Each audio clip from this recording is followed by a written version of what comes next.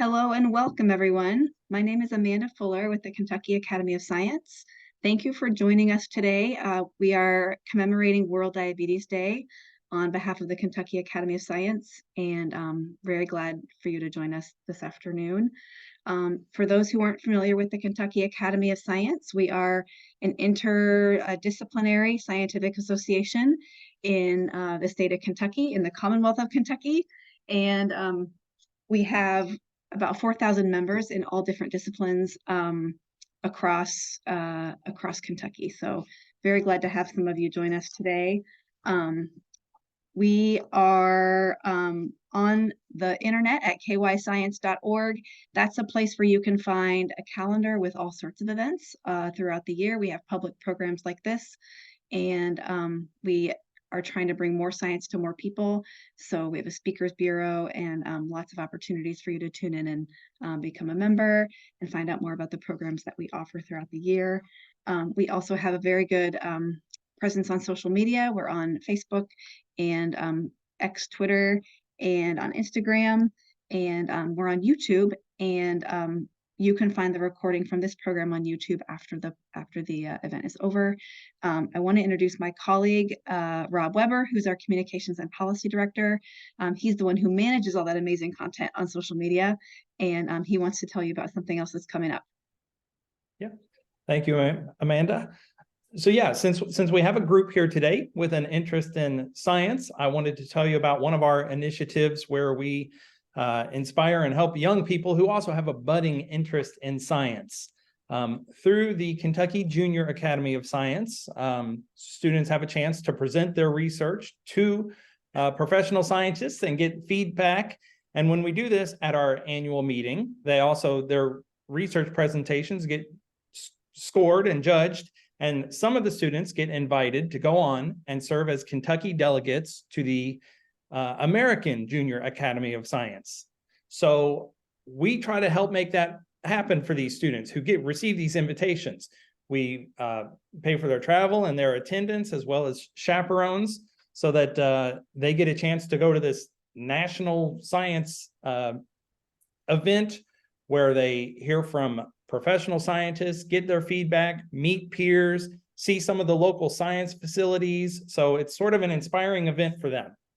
So in order to help round up support for these students, on Tuesday of next week, which is Giving Tuesday, a global day of generosity where people support worthy causes, we're going to have messages on our social media channels on YouTube and Facebook and Twitter, asking people to help support our fundraising for the effort to send these Kentucky delegates to this national science meeting.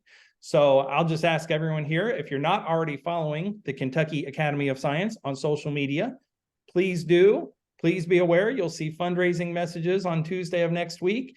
And if you know of anyone who would also be interested in supporting efforts to really inspire young people with an interest in science, please ask them to also follow along. So thanks for giving me a chance to talk about that. Thanks, Rob. If you want to find out more about the Junior Academy program, you can find that on our website, which is kyscience.org. If folks have questions, we're going to have some discussion at the end. So I would encourage you to type questions in the chat throughout the hour. As questions occur to you, we will save some time to address those in the end of the program. And I want to introduce both of our speakers first. Dr. Fernando Malerbi is in Sao Paulo, Brazil, and joins us from there today. He is an MD ophthalmologist at the Federal University of Sao Paulo. He's also the head of the ophthalmology department in the Brazilian Diabetes Society. So I'm very delighted that you can join us today. Dr. Malerbi, thank you so much.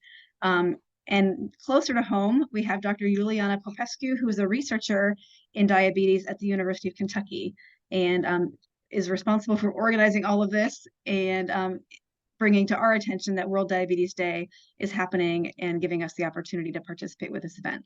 So Dr. Popescu, I will turn it over to you to tell us a little bit more about World Diabetes Day. Okay, thank you. Thank you very much, Amanda, and thank you all for participating today. Thank you for joining us. Today we celebrate what I call the National Diabetes Month. As many of you probably don't know, November is National Diabetes Month in the United States. And at the global level, November 14 is the World Diabetes Day, which is the world's largest diabetes awareness campaign, which was created in 1991 by World Health Organization and International Diabetes Federation. Why November 14 is considered a World Diabetes Day? Because this date was chosen in the honor of Dr. Frederick Banting, who is considered one of the co-discoverer of insulin. And he was born on November 14, 1891. So in this context, we celebrate today World Diabetes Day in honor of Dr. Banting. We also celebrate the National Diabetes Month in the United States. And also something else, we have another celebration. I remind you that 100 years ago, in 1923, in October 1923, more precisely, we had a new patent. The insulin patent was registered in the United States as the first anti-diabetic therapy. So at that time, we had no medications to treat diabetes, especially it was type 1 diabetes. And at that moment, from that moment, we had a medication. It was insulin.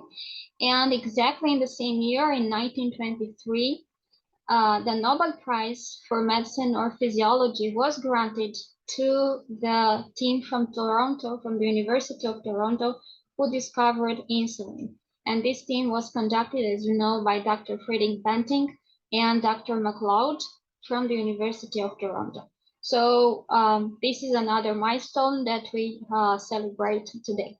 So now I will invite Dr. Malerbi to talk about the risk of diabetes in special population and also some complications of diabetes. Fernando, please. Thank you very much, Iuliana, for the invitation. Thank you, Amanda, for your kind introduction. So it's my pleasure to be here with you this afternoon to talk about diabetes complications. So I'm talking from São Paulo, Brazil. And before this session started, we were talking with Amanda that we have a lot of similarities regarding Brazil and the US, and maybe especially Kentucky, due to some issues of diabetes care and screening coverage and disparities. So I'm very happy to give this talk, and I'll be happy to share experiences later on in the Q&A session. So I'm going to share my screen.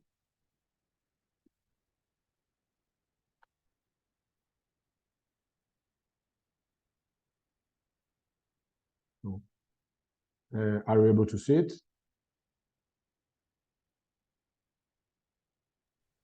Yeah, we can see it. Great. Okay. So the title of my talk is Screening and Treatment of Diabetes Complications in Brazil, the case of retinopathy in indigenous and underserved populations. So we are at the November month of diabetes awareness, the IDF campaign. So it is a very special time of the year for us to be having this talk. And as you can see in the material which was provided by the IDF, we can see an eye exam here. So this is due to the huge importance of awareness and timely screening and treatment of eye complications of diabetes, among some other complications. The loss of vision is believed to be the complication mostly feared by people with diabetes. So some of people with diabetes, they just don't know that such outcome could happen. And unfortunately, it can happen in people who have long-term diabetes with poor control. And the good news is that this is a preventable in 95% of times. If patients with diabetes have a good control of their glycemia and blood pressure, and they get to go yearly to have their eyes examined, they also will prevent vision impairment and blindness. So this is one reason why it's so important for us to be talking about this issue right now. This is some facts that I borrowed from the NIH. So we know that diabetic retinopathy is a condition that can affect most people with diabetes if they're not under a good control. And in the early stages, it is asymptomatic, silent. So it means that someone may be seeing perfectly well with no eye vision complaints, but there may be already some sight-threatening lesion inside the eye. And this is the main reason why people should have their eyes examined. And it's not only an exam to see prescription glasses, it's an exam with pupils dilated, where we can see the retina or the eye fundus. The retina is that part of the eye, the most sensitive part of the eye, where the disease happens. And even for someone who's not feeling anything wrong with their vision, there may be something wrong already in the retina, which could be treated if this is seen at an early phase. So it's really important that people with diabetes and people who take care of someone with diabetes or health professionals, they encourage people with diabetes to get their eyes examined once a year. So this is another recommendation from the NIH. So besides taking good care of the general health, taking the medications, reaching and maintaining a healthy weight, etc., it is very important to get a comprehensive dilated eye exam at least once a year if you have diabetes. So when we see this ranking of the top 10 countries by number of adults with diabetes, we see both our countries in the list, the USA and Brazil. We have an updated number of Brazil since last year. So we have roughly 16 million patients with diabetes living in Brazil. Almost half of what we believe are patients with diabetes in the USA. It's a large amount of patients. And these patients, they need at least one retinal exam per year. So it's a tremendous task. It's a huge task. It's a big challenge for any health system in the world. And we've been studying how technology could bridge this gap and increase the coverage rate of screenings. We have looked at screening rates in Brazil in the public system, and we discovered that it's not a good one. It's below the ideal rate. So a lot of people with diabetes in Brazil, and I believe also in the USA, they don't get screened properly as they should have.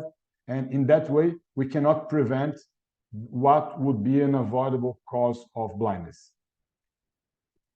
In Brazil, in the public system, this is mostly due to this journey of a patient with diabetes. Someone with diabetes has to go from primary care in general practitioner to an ophthalmologist, then to specialized care, where he or she can confirm whether there is something serious in the retina and then get treated.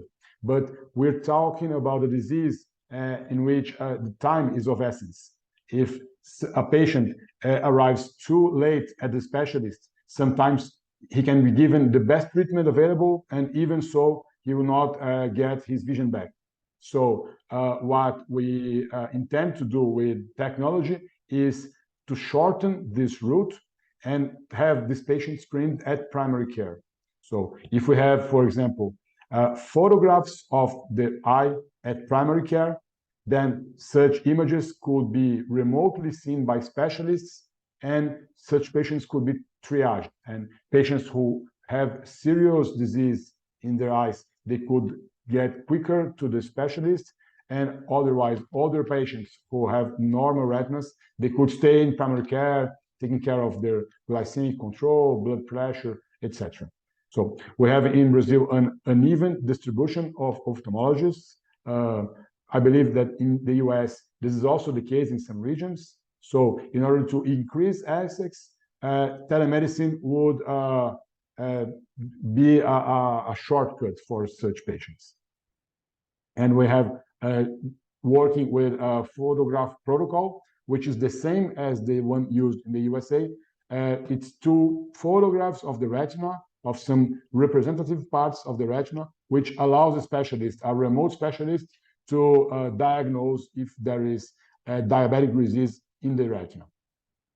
And since I was invited to talk about indigenous health, so we have some experience with a very important indigenous group of native Brazilians. We call them the Chavante Indians, and they have been here before the Europeans came, and today they live in settlements in the central western part of Brazil, in the Mato Grosso state. So they used to be depicted as athletic warriors, as you can see in this illustration, and also when they first contacted the Europeans, they also were in good health, but unfortunately, due to a genetic predisposition and the change of cultural aspects of their lives, their health has worsened a lot. So this is where they live right now. They live in reserves. They are in remote areas. There are not many cities nearby. They still tend to have a traditional way of living, of agriculturing. This is their homes. And due to those problems that we mentioned, the genetic susceptibility and also the cultural changes related to being from nomadic people to sedentary people, and also change of the kind of food they eat. They used to eat traditional vegetables and hunting, and now they tend to eat more industrialized Western food. So they are going through epidemics of obesity, metabolic syndrome, and diabetes. So this kind of problem was discovered some decades ago. We have people from the universities in São Paulo studying them. So it is a fact that they are genetically segregated people. They didn't have a lot of admixture in the following generations, and they're having this huge health problem, and their access to health is very poor. So they don't have professionals there to tell them what they should do about eating habits and exercise and insulin therapy, and even less so regarding diabetes complications. So there's virtually no way that they can be screened for eye disease. And what we did there was a proof of concept. So we took portable retinal cameras into their villages, and we got to photograph their retinas. And such photographs, they allowed us to see retinal complications, such as the one that is depicted in the picture, the macular edema, which is a sight-threatening disease. And such images, they can be seen remotely by specialists, and patients who have those kind of changes, they can be put in a bus or in a car and go to a nearby village to be treated, because the Brazilian health system has this commitment to indigenous people. We have this health structure where for each village there is a reference in a village nearby that people, when they know they have a certain disease, they can get treatment. So the whole problem nowadays is that there's no one there to examine them and to see who has problems that would lead to sight-threatening conditions or other diabetes complications. This is an example. But we proved with this proof of concept that it is possible for portable equipments to be implemented and to be used for these patients to be screened and then referred when there is a need. So besides the indigenous populations that live in remote areas, we also have problems of access to healthcare, even in urban areas such as São Paulo, which is Brazil's biggest city, population 12 million inhabitants. So even though we have lots of specialists and universities. We also have areas within the city that have lack of access.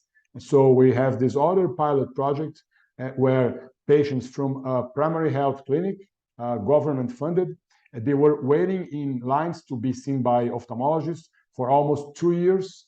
Again, we're talking about a disease where people, they have to be treated in a timely manner. So some nurses from this unit, they were trained to obtain retinal images with portable devices, and the same way that was done with the indigenous people. So these patients, they could be screened also remotely by some doctor who was not there in person, but could see the pictures and could tell the nurses which ones had serious conditions and had to be referred and treated most quickly than others. So it's another example. And there's a third one I'd like to share with you. This is about a city in northeastern Brazil. Northeastern Brazil, as you can see in the map, is one of the poorest regions in Brazil. So low human development indexes and low average monthly incomes. And in the city, there are some volunteers who keep a year-round work of training teams for healthcare and also raising awareness. They propose sporting events with blue color, which is the color of the November diabetes awareness.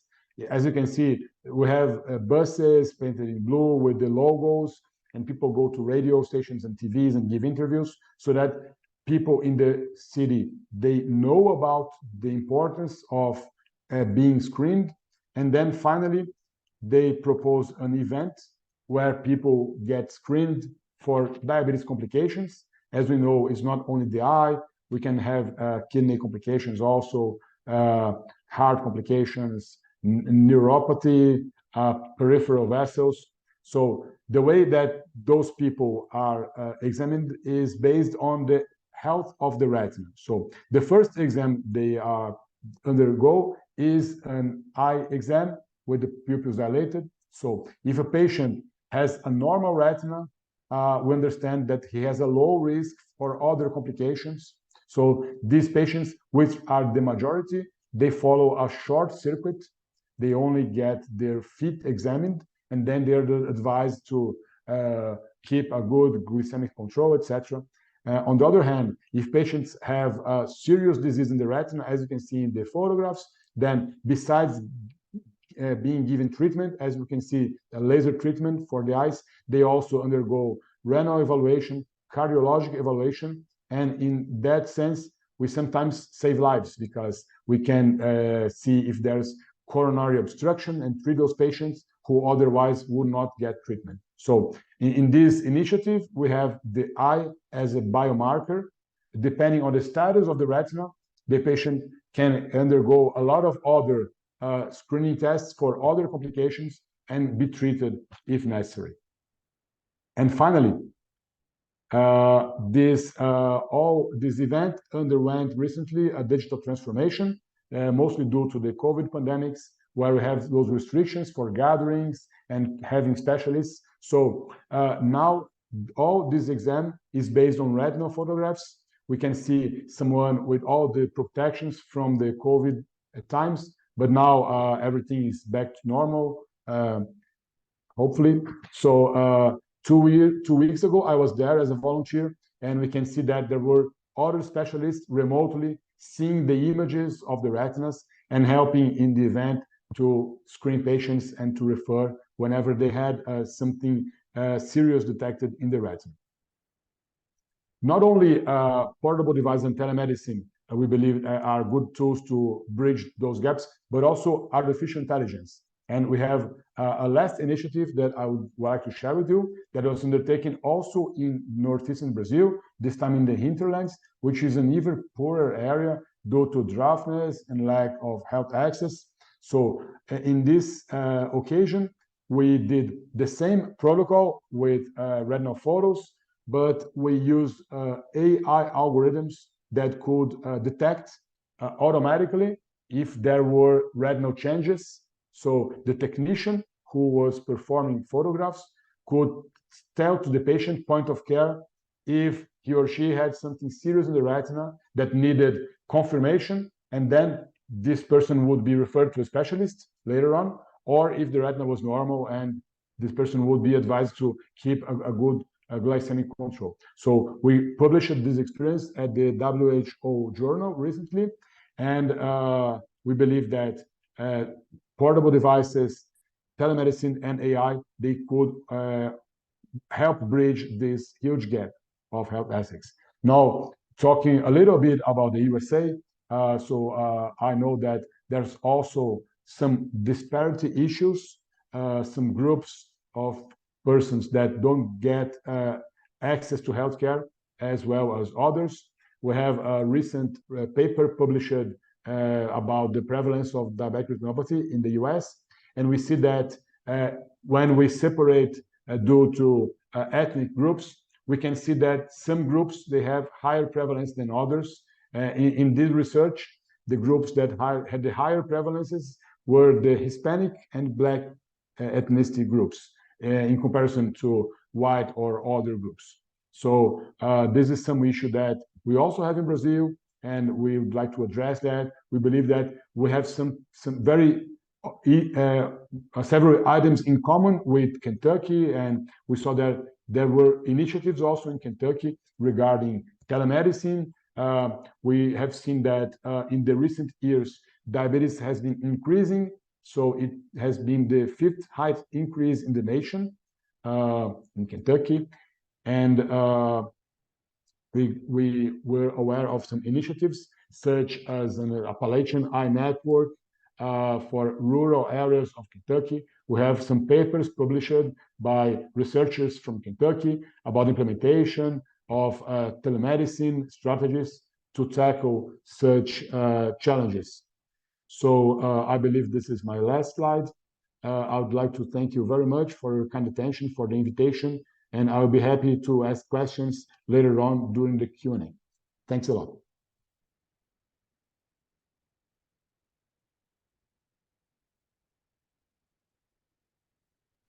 Thank you very much, Fernando. Very nice talk. And I have some questions, but will be in the end of the presentation. Okay. If everybody is ready to start my presentation, I will go on right now. I'll just share the screen. Can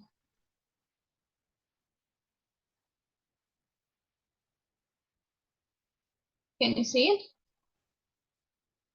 My screen? Yes. Yep, got it. Okay.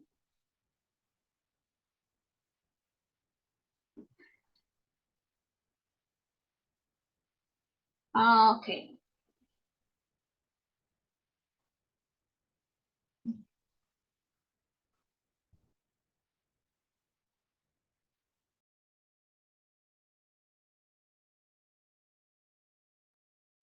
Iuliana, we can't hear you.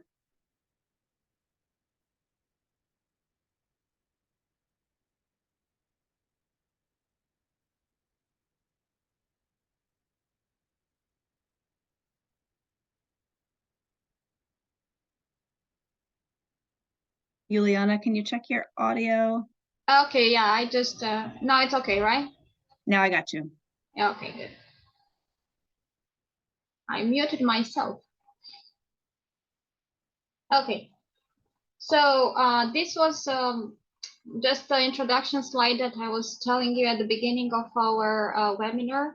And now I want to show you just several pictures from the University of Toronto Fisher Library, which is the largest digital library about diabetes discovery and insulin in Toronto in 1921 and 1923 when it was patented in the US. So this is the first bottle of insulin, one of the first bottle of insulin that you have here in this part. I don't know if you see the screen, right? You see that? Hello? Yes. Yep. Yes. Yeah, it's okay because I think my screen is okay. Now it's good. Okay, and these are the 4 discoverers. Actually, there are 2 discoverers that were granted with the Nobel Prize. Banting, the leader of the team, and MacLeod, who was his boss actually, but they shared their Nobel Prize for the discovery of insulin with their co-workers. And these are Hubert Best, who worked in the lab together with Banting, and Collip, who was the chemist who had who was the key person in the purification of insulin, just to be able to be injected to the patients, to the first patients who were children of 13 or 14 years old. So this is a picture from the first page of the patent registered in United States office in 1923, in October 1923, and is actually the birth certificate of insulin as a medication for treatment of diabetes. Now, because I told you we are celebrating our World Diabetes Day today also, and the theme is knowing the risks of diabetes. That's why we entitled our webinar, "What do I risk if I don't know the risks?" So just to remind you several facts from the last edition of the World IDF Diabetes Atlas. We are today at 540 million people worldwide living with diabetes, but will be around 800 million people by 2045. We are at a ratio of 1 in 10 adults living with diabetes today, but will be at a rate of 1 in 8 adults by 2045. We also have million of people, 240 millions that are not aware that they are sick, that they have diabetes, that they are not diagnosed with diabetes. And also a fact important to keep in mind is that 3 of 4 adults with diabetes live in low and middle income countries. In the United States, according to the CDC last report in 2018, we were at 13% of the US adult population living with diabetes. But we will increase in the next, until 2030 or 2045. Also, one point to keep in mind is the health expenditure. The cost of diabetes is a big sum. It's 966 today billion of US dollars to treat or pre-treat diabetes, according to the report in 2021. So I will talk about type 2 diabetes because this is the most prevalent type of diabetes. We have also type 1 diabetes, but type 1 diabetes is an autoimmune disease, and we have only 10%, about 10% of all cases of diabetes being type 1 diabetes. So 90% of diabetes cases are type 2 diabetes, both children also and adults. So when we talk about type 2 diabetes, we have some important factors that are triggering the onset of type 2 diabetes. And we say all the time that we have the environment. Well, the environmental factors, the traditional environmental factors that predispose to diabetes, to type 2 diabetes, are obesity and the lack of physical activity, okay? Lack of exercise. And of course, they are correlated with the overnutrition in most of the obese individuals. And these factors are inducing, of course, a lot of lipid deposition in our bodies. This will increase the fatty productions also in the body. will increase the resistance to insulin, meaning that the cells and the tissues normally responsible to insulin cannot respond correctly to insulin any longer. And also we'll have, together with the increase in the adipose mass, we'll have inflammation. And all the time, these inflammatory cytokine and chemokines, which are inflammatory molecules, are very harmful for the local tissue, but also for other tissue around that tissue. And also we have another factor, which is increased in the production of glucose by the liver, which will worsen actually the diabetes all the time. Also, we have some genetic factors that are involved in triggering type 2 diabetes. And these genetic factors are in general related to the defects, intrinsic defects of the pancreatic beta cell, which produces insulin in our body. Well, also we have, but this is less known but started to be studies in the last years. We have epigenetic modifications, meaning that we do not have modifications in the genes, but we have modifications in the proteins that bind the genes in our DNA. Well, these factors are, as I said, the classical factors triggering diabetes onset in our bodies. Which is less known are another category of environmental factors. And I will talk about this category today. These are endocrine disruptors. People do not talk too many times about this category. It's not so known.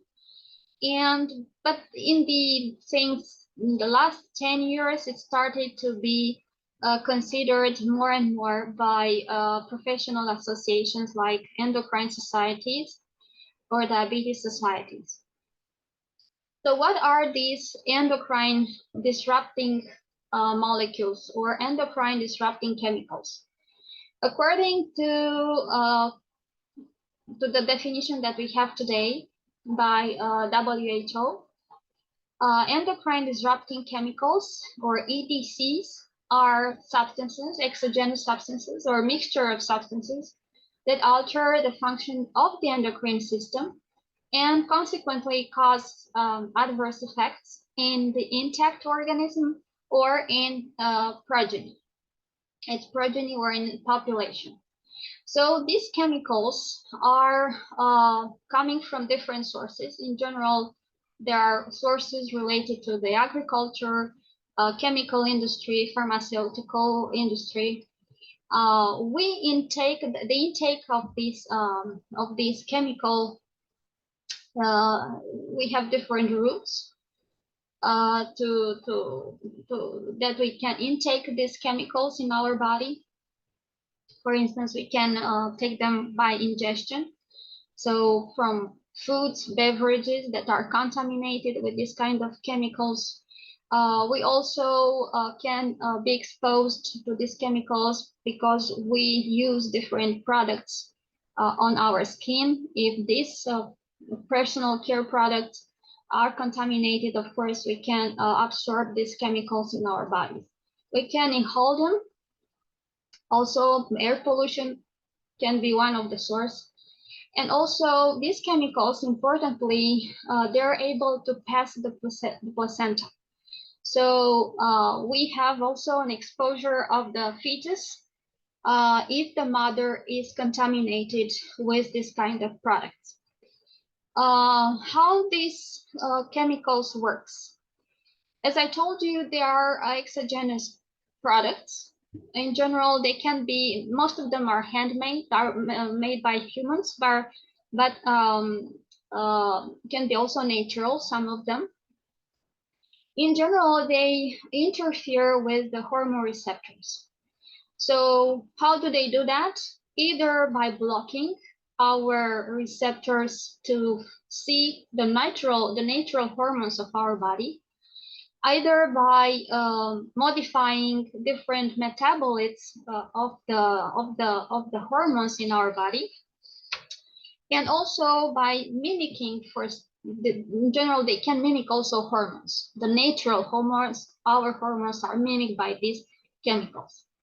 Also, we have different effects that have been here in this cartoon are noted, but this, imagine that are only metabolic effects that are in this slide, but we also have other effects. For instance, cancers can be also triggered by these chemicals.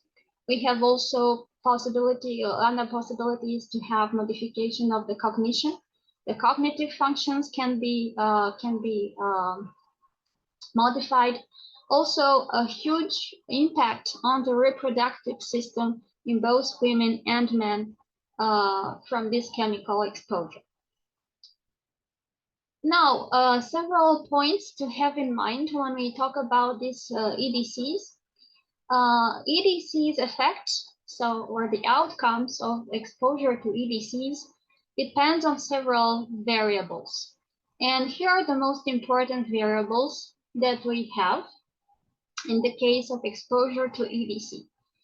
Well, the outcomes of the exposure to EDC depends on the exposure level. So it depends on the concentration of the EDC that you are exposed to. It depends also of the time, of the period of time that you are exposed to these chemicals, okay, for a longer time or for a shorter time. Also, it's very important to know that there are some critical windows of exposure.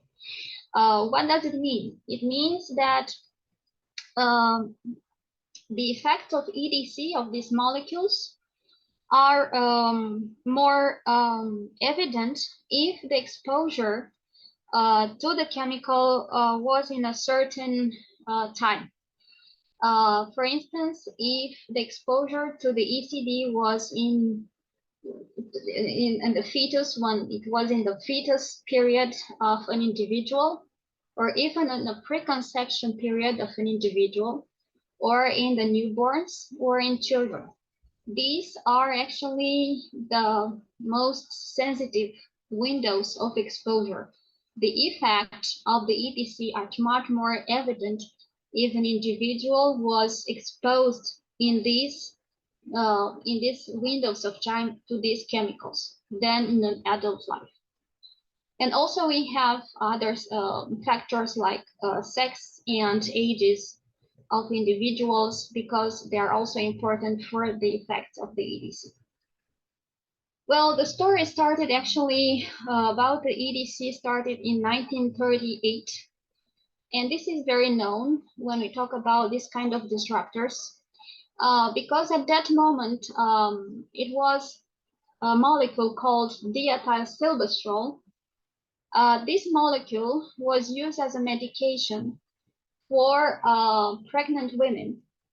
It has been used for 20 years, between 1950 and 1970. It was recommended for routine prophylaxis of all pregnancies. So all women that were pregnant between 1950 and 1970 were encouraged to take this medication, just because. And this was the advertising, actually here that you have a picture of the advertising of that medication, which was called Desplex, was containing actually the diethylstilbestrol. They were saying that not only that will prevent pregnancy complications like miscarriage or abortion, but you also have bigger and stronger babies. Good. So it was a big enthusiasm at that moment. Every pregnant woman in that period of 20 years was taking this medication. But the problem was that a study published in 1971 in a very important medical journal, New England Journal of Medicine, showed that the daughters of these women that were exposed to this medication, diethylstilbestrol, were undergoing a very rare adenocarcinoma of the vagina. And it seems that it was correlated to the exposure of their mothers to this medication. Immediately, it was a big scandal at that time, and diethylstilbestrol was banned from being marketed, and other studies started after 1971 showing that indeed these molecules were very harmful and was very harmful transgenerationally. So not only in mothers that were taking the medication, but the effect was much more evident in their daughters and even in their granddaughters. So this was a first example of using an EDC molecule like diethylstilbestrol, which was actually a kind of estrogen, okay, and on the health of the next generations, especially in girls. Other secondary effects of the exposure to these molecules were reported after that in other studies, and here you have several examples of other problems like infertility, adenocarcinoma of salpingo cells, loss of the pregnancy, etc., etc., that were reported afterwards. So this is a story of the beginning of the research on EDCs, and I show you to the time. And the idea is that we do not have so many possibility to make research about these molecules. Why? Because they are toxic, right? Because they are toxic, we cannot use exactly humans to study them, okay? So in general, what we do, we use animals or tissues or cells in vitro in the lab. You can see that of the all studies that are reporting effects of EDCs, only just 2 or 3% are in humans. In general, in humans, we have epidemiological reports, in epidemiological studies, not real research studies, right? Because you cannot expose people to these toxic molecules. The most of the studies are working with animals, rats and mice, and also cell lines, human cell lines also. What are the classification of these EDC molecules? This is a classification in function of the and based on environmental source, and there are several classes that you can see here. These molecules can come from the agricultural and farming activities, from industry, from pollution, and other, I don't know, sources like pesticides, insecticides, also from cosmetics, a lot of them that you are not really aware that can be so toxic. For instance, some common consumer products that we have in our houses can be or are in general contaminated with this kind of chemicals. For instance, cosmetics. We have cleaning products that may be contaminated also, toys, and everything that is in plastic. And here is just an example or 3 examples of 2 classes of this kind of molecules. Here we have, for instance, the molecule which is called bisphenol A or BPA. This molecule is very studied. It's the most studied molecule, EDC molecule of all the other classes. It seems, and it was a study in 2010 or 11 showing that 92% of American population has bisphenol A in the urine, and the most whole population, right, which was exposed to these kind of chemicals. These kind of chemicals of bisphenol A are found especially in plastics. In the, for instance, the plastic bottles can contain bisphenol A. Food cans, toys, food containers, different kind of tubing in the medical devices also. CDs, DVDs can also contain bisphenol A. Also, another class is the phthalates, also are plasticizers. They are coming from the plastics industry. but they also can be found in some cosmetics, or for instance, in the nail polish, or in the candles that are those candles that are used for the Christmas, okay, with fragrances. Also, it seems that 75% of the US population is positive to phthalates. So they have in their bodies pregnant with phthalates. Another class is, for instance, the dioxin. These molecules are by-side products from the industry, chemical industry, paper industry, and they are very toxic. Some of them are human considered carcinogens. They can stand in the meat in the environment for a long time because they are very liposoluble. So they can accumulate very easily in the adipose tissue and stay there for a long time. So they persist in the environment, in the contrast with bisphenol and phthalates, which do not persist so long in the meat in the environment or in our body. Okay.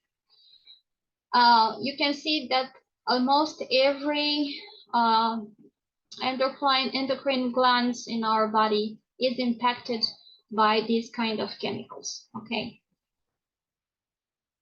In general, bisphenol A was known to impact a lot on the reproductive system in both women and men, because they interact with the estrogen receptors. In humans, we have the estrogen receptors. And I told you that they can mimic the hormones, the estrogen hormones in a female body. So they interact and they overactivate estrogen receptors. And because of the overactivation, they can trigger some issues like polycystic ovary syndrome, miscarriages, premature birth, or infertility in women. In men, also they have a negative impact, but this time they act by blocking the androgen receptors. These receptors are extremely important for the production, of testosterone and for signaling of testosterone in the male organism. But because the androgen receptors are blocked, so we don't have the signaling of testosterone, which is normally necessary, and we have an atrophy of test and also other infertility problems and reduced motility of the sperm, etc., etc. So this is an example of how harmful this molecule, which is called bisphenol A, can be on the reproductive system in our bodies. Well, the relation with diabetes. The relation with diabetes was not known from the beginning, but there were some observational studies started in the beginning of 2005, 2008, 2009. And then this is a big study, but we're small studies, okay? This is a larger study that it's coming from 2014 from Department of Medicine in Harvard Medical School of the Women's Hospital. When they observed that this molecule, the bisphenol A, but also the phthalates, can be associated with the risk of type 2 diabetes in middle-aged women. And also another story about this exposure and relation with type 2 diabetes came from another study in 2018, for instance. Actually, it's not a study, it's a meta-analysis, meaning that they analyzed other studies, 16 other studies, to see if there is a correlation between the exposure to this bisphenol and phthalates molecule and type 2 diabetes.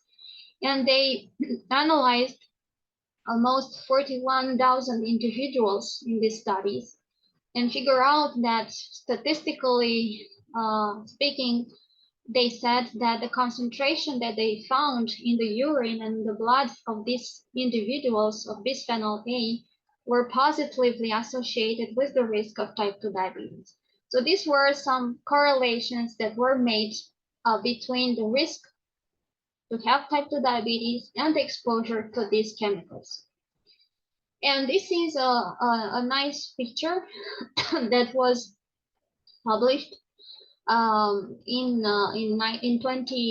2011 under the title "The Paradox of Progress," because two researchers had the idea to look to the chemical production from the industry in the United States. So how many tons of chemicals were produced in the United States starting with 1939 until 2009.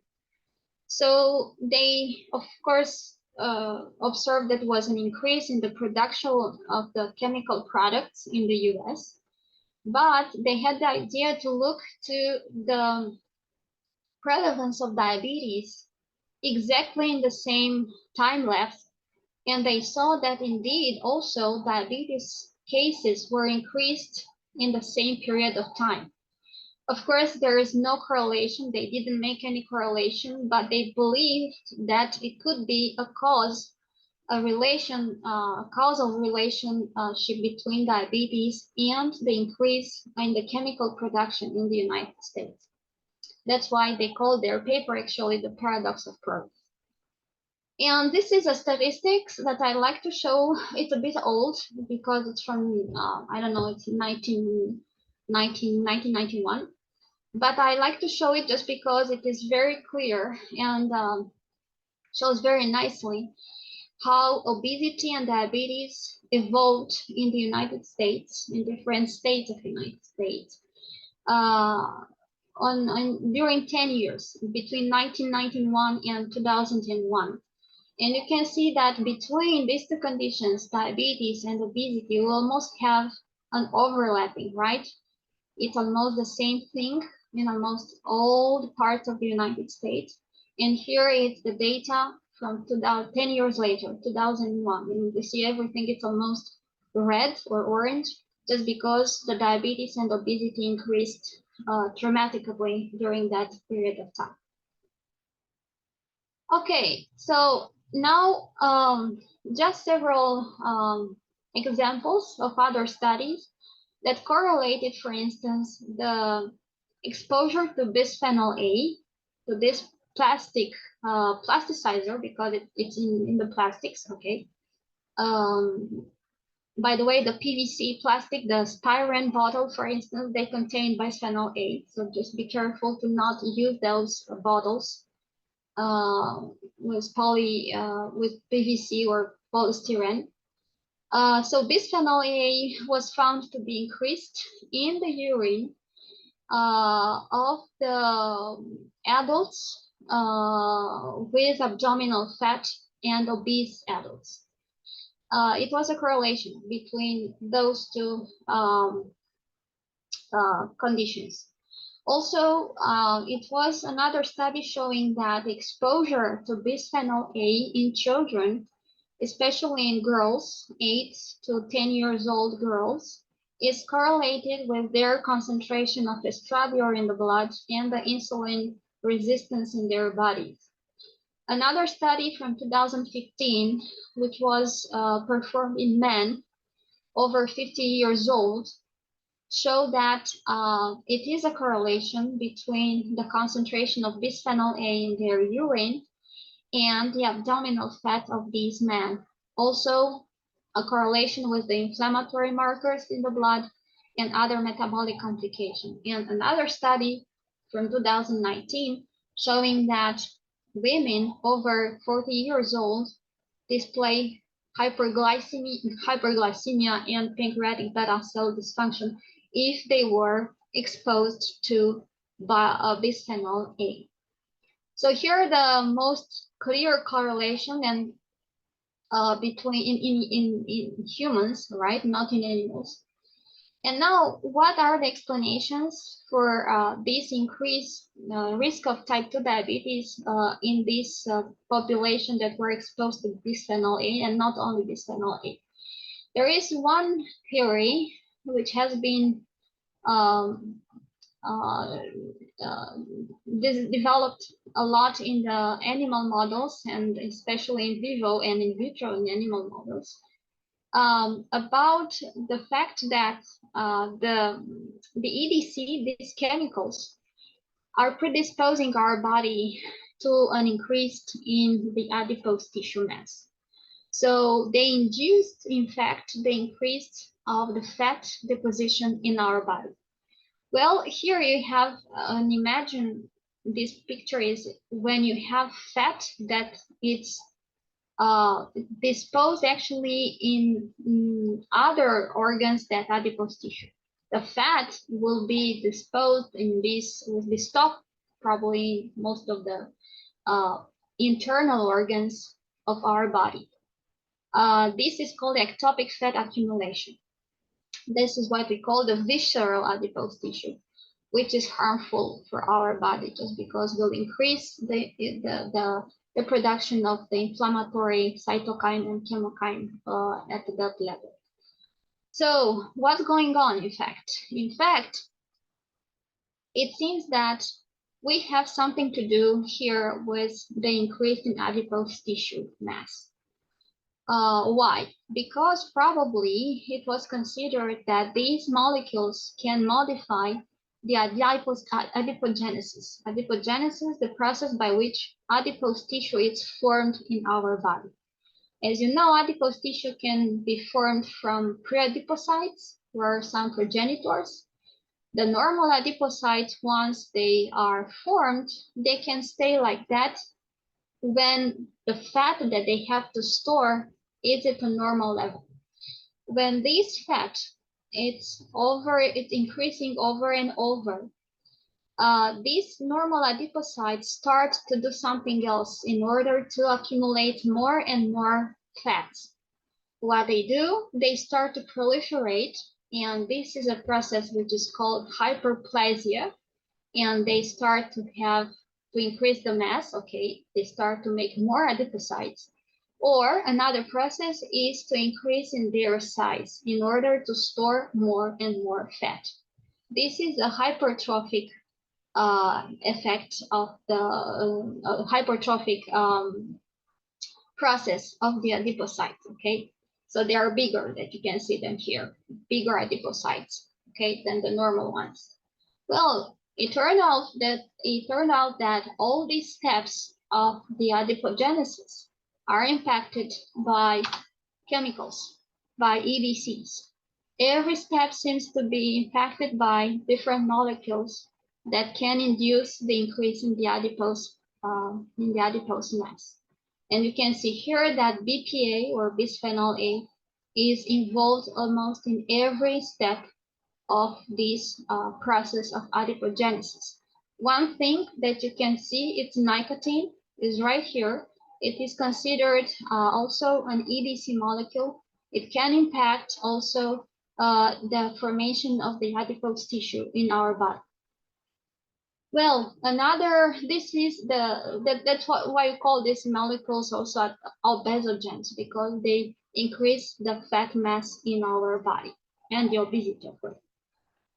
Okay, so the last hypothesis, well, one of the last that I would like to explain to you today, because I will not have so much time, is that also these molecules disrupt the pancreatic beta cells of our pancreas. As you know, the endocrine part of our pancreas, it's formed by these islets that you can see here, you see them right here. Okay, these groups of cells. These group of cells are formed by different other kind of cells. And what you can see here is the beta cells in gray. These are the insulin secretory cells of our pancreas. And in red, for instance, you may see here some red cells. I put them in the red just to make the difference in color. These might be some other kind of cells, especially glucagon producing cells, which are alpha cells of our pancreas. They have also a role in modulation of the glycemia of our body. They increase actually the production of they increase the glycemia actually. But let's go to the beta cells, the insulin producing cells of our body, the beta cell, the gray ones. These cells have very many mechanisms if you want to regulate the secretion of insulin. the main trigger for the secretion of insulin by these cells is glucose. Okay, glucose is the main trigger, of course. And also, these cells are very sensitive to oxidative stress. For instance, hard metals like cadmium or arsenic or lead, they may impact a lot the beta cells just because they increase the oxidation of these processes here inside the cell. Okay. So it seems that all this pathway that I will not explain in detail, but this pathway are important for the secretion of insulin granules that you can see here in green. All these pathways are impacted by these EDC molecules. And here you have which kinds of molecules are impacting each of these steps. Of course, you see again, bisphenol A, it's in almost every step of the insulin secretion within the pancreatic beta cell. So it's one of the mechanisms. That's why we call them also that are beta cell disruptors, not only endocrine disruptors, but beta cell disruptors, because they act directly on the pancreatic beta cell. So finally, and I will finish with this, just to keep in mind that evidences are not all the time consistent regarding these EDC impact on human cells, on human organisms. For instance, for some of the molecules, we have enough studies showing that indeed they can trigger obesity, they can trigger type 2 diabetes, they can trigger also, for instance, fatty liver disease, okay, problems with the liver, like bisphenol and phthalate also. Both of these molecules are well studied and there are clear demonstrations that they can have a negative impact on obesity and type 2 diabetes. Also, look at the air pollution. It was a study, or a couple of studies actually, showing that the air pollution may impact negatively type 2 diabetes and beta cell secretion, but also fatty liver, but less probably obesity, okay? And here, very interesting is look at the smoking, nicotine from smoke, okay? It can impact also the fatty liver and the liver in general to induce the steatosis, okay, which is the fatty liver, okay, in our body, and also obesity, okay. So they have also an impact. The nicotine, it's important to take into consideration that is a disruptor of our endocrine system.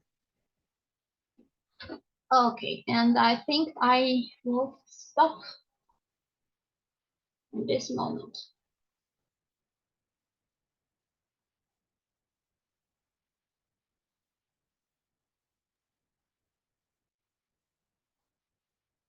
Okay, thank you so much, Iuliana. That was amazing. I'm learning so much today. I appreciate both of your presentations very much. If folks have questions, feel free to type them in the chat, or you could take yourself off of mute and ask a question. John Hageman, you have a question? Yes. Can you hear me? I'm not mute. Good. Yeah. All right. Thank you. It was very, very interesting. Both speakers, fantastic. Thank you very much. Question with regards to Iuliana. You mentioned the 6 or 7 different ways that diabetes could possibly be induced, such as the reduction of insulin sensitivity and things of that sort. The other one that you had on there was increased glucose release. And I'm thinking that's glucagon, and I'm wondering if there's any of these exogenous chemicals that are stimulators for the alpha cells to put out more glucagon. We might be, if we're shooting for the beta cells and focusing there, we might be missing in the alpha cells. Iuliana, you're on mute. Sorry. Okay, very good question. Thank you. I was asking myself exactly the same thing because I worked also on the alpha cells, and we published this in Nature Medicine some time ago about some transporters in the alpha cells. Actually, there are not so many studies looking at the alpha cells and how these chemicals can impact alpha cells. But what I found in the literature, there are some chemicals, for example, the acrylamide. Acrylamide, as you know, is a very toxic chemical coming from our householding, actually, when you make French fries, okay? You can have, in your dishes, you may have acrolein, and it's also very toxic, is also cancerogen, okay? It seems that the alpha cells are impacted by acrolein in increasing actually their secretion of glucagon also. I was thinking it was another study about bisphenol A also impacting alpha cells. These were studies in mice and rats, in general in cell lines, not so many in vivo, I believe.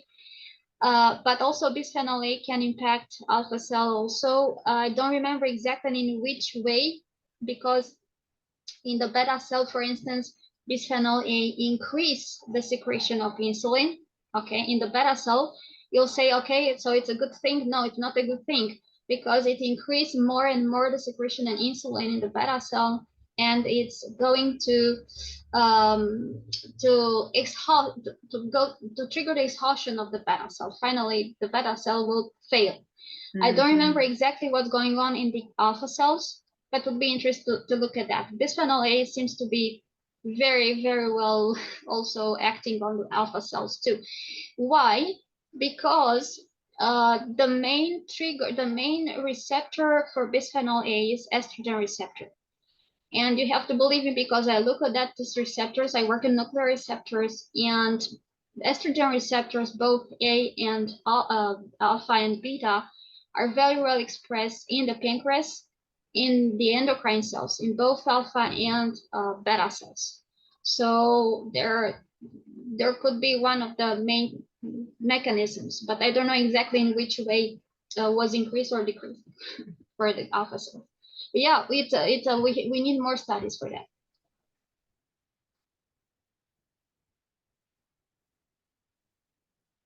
Are there other questions for either presenter? I have a question for Fernando. Great. You're gone. I was thinking, because you talk about the Cervantes, right? Indians. Yes. Yes. I remember that when you told us about these guys, it was exactly the same thing that we have with the Pima Indians, the same modification. So my question was, so do you believe in the thrifty theory? I'm sorry, what theory did you mention? The thrifty genes and thrifty theory. I believe, yes, I believe it's definitely related to genes, because this group of indigenous people, they were studied and there was genome-wide analysis.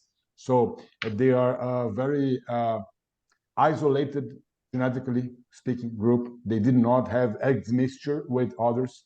And if we think about those theories of migration into America, probably those groups of indigenous people are somehow related, right?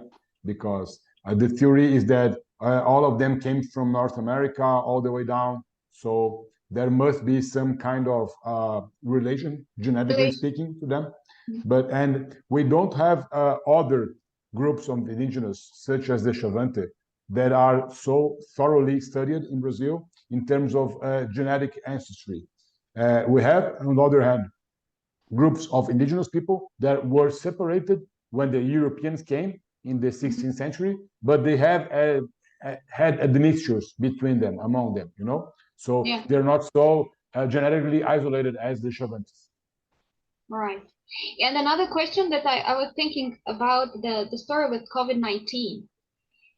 As an ophthalmologist, can you see some increase in the percent of the diabetic complications, like microvascular complications or whatever, after exposure to COVID-19? Yeah, this is a question that has been looked into. Some research has been done, and as far as I know, we didn't find any evidence, solid evidence leading to that.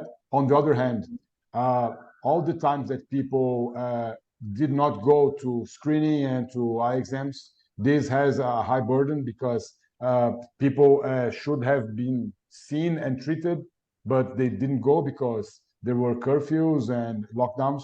So the systems are overwhelmed later on with all these people that had to be seen later. And we got to see a lot of serious cases of diabetic retinopathy due to this delay in diagnosis. Mm-hmm. But there are no studies in Brazil related to this Yes, connection. there are. So depending on the severity of the COVID disease, whether the patient needed ICU, there was this vascular damage. Sometimes there may be some relations, but they're not sure if this is related to the COVID itself. It has been found and isolated in the retina, but as far as I know, there's not evidence, solid evidence that the virus itself caused some damage in the retina. Probably it was the whole status of disease of vascular imbalance that somehow led to those lesions. Yeah, retinopathy should be that. Yeah. Mm-hmm. Thanks. I think we still Okay. have a question. Yes, Dr. Karim, go ahead.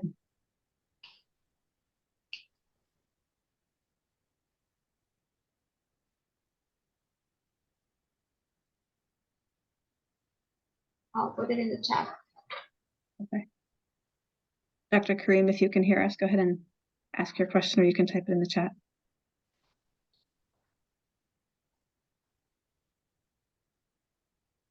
Chemicals are not found in air, water, and studies from diabetes.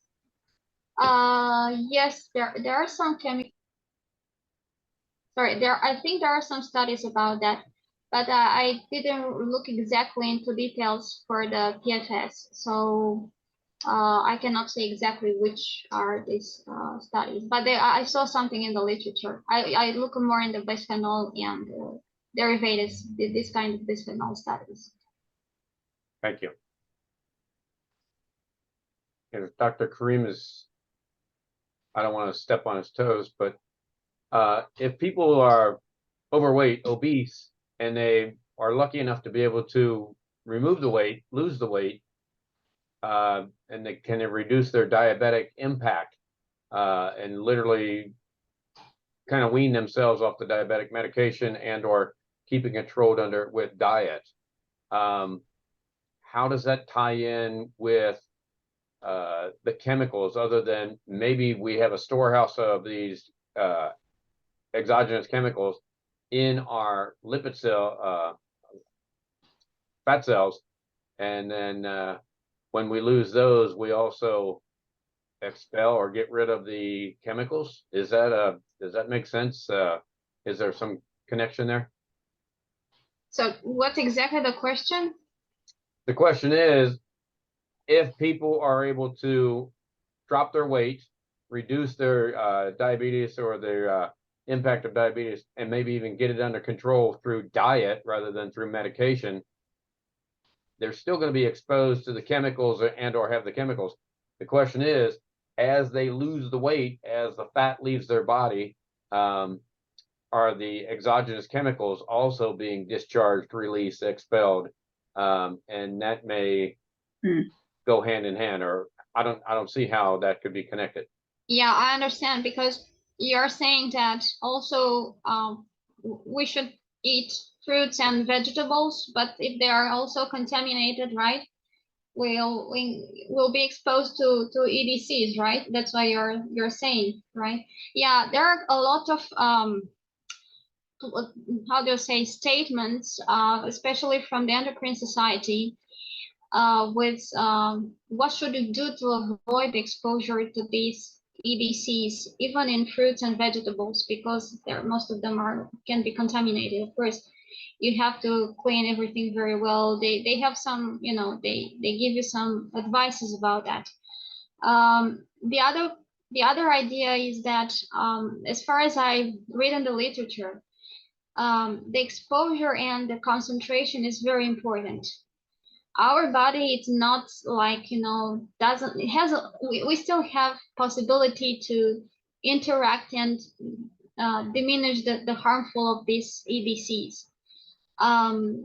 Will not be exposed every day, for instance, okay, or to the high concentration. For instance, the workers that are in the industrial, I don't know, industrial plants or something, they are much more exposed than we are not.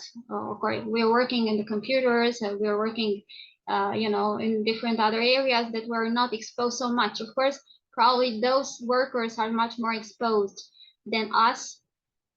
And of course, their risk is higher than in our case, of course.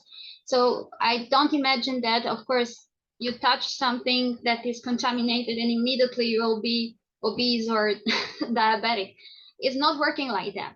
On the other hand, just keep in mind that hormones act in a very small concentrations, nanograms, okay, less than 1 microgram, and even 10, 11, 20 nanograms. So also it's important how long you are exposed to these chemicals. And so there is a balance, okay? I believe that we need much more studies to make sure that we understand very well how they work and how exposure and the risk of exposure can induce the risk of diabetes or obesity over time, because it's not immediately, it's in time. It's in several years. I don't know. I don't know say more than that because I didn't study exactly a chemical in this class. I'm interested because I'm interested in the pancreatic beta cell and receptors, nuclear receptors, and they interact very well with the nuclear receptors. But as far as I look in the literature, there are not so many studies in showing demonstrating clearly that, okay, the bisphenol is the only molecule that was studied by now. Most of the studies are not clear. It's not yet. And I also saw something interesting, that American Diabetes Association didn't make any statement clear about the EDC. They still wait for studies. The only professional association is showing much more interest in this kind of chemicals is the Endocrine Society. But also they need more data to make statements, kind of white paper. Yeah, it's an open question. So I'm wondering if both of our presenters, if you wouldn't mind to put your emails in the chat, if you don't mind people being able to get in touch with you, I'd like to have those on record so people could continue the conversation if we want to. We will have this recording on our YouTube channel very soon, and we'll be pointing people to that.